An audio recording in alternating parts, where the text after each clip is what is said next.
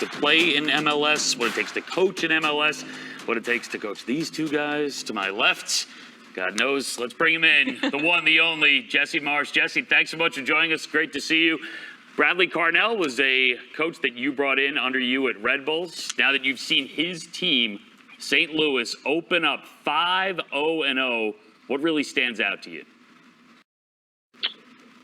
Yeah, it's obviously incredibly impressive. And, Bradley and Sacha could speak to this as well. But the day we first brought Bradley into our team in New York, we could see that he was a good guy, a serious guy, a humble guy, a hardworking coach, and that he knew a lot of what he wanted to be as a football coach. So obviously it's an incredible accomplishment so far, but I'm just really and not totally surprised. Jesse, Sacha here. I have a question about tactics and principles. When building a pressing team like St. Louis or the Red Bull philosophy, your philosophy, what's the one most important principle in building a pressing team? Yeah, I think the desire to run and to hunt the ball. And obviously we talked about this a lot in New York, but one of the things I spoke to Brad yesterday, and one of the things that he said was a huge benefit to their building of their squad was that he was there a year early and that he got to spend a lot of time with John Hackworth and their second group. And he got to put piece by piece, help put piece by piece the team together. So they found the right players. He said they have the right balance of European talent and MLS experience. And I think that it showed, and it's helped them find early success. Jesse, Brad here. You kind of answered this question before, but I wanted to know why. Like, what made you bring him in? Halfway through a season, you must have saw something in him. Yeah, it was Jochen Schneider, who's now the sport director at New York.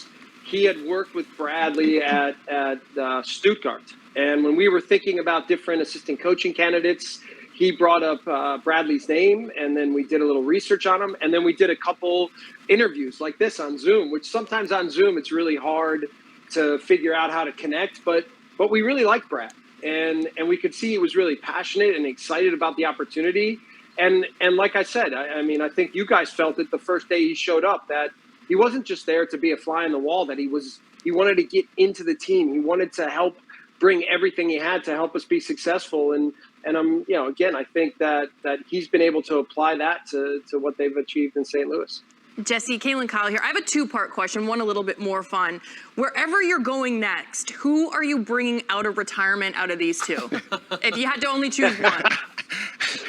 I would take both. I would have, in fact, if I looked at both and thought, man, they'd be good in Leeds. We needed a guy who could finish up front like Brad, and we needed a guy in the middle of the pitch like Sacha that had a brain. So they would have both done really well, no doubt, no doubt.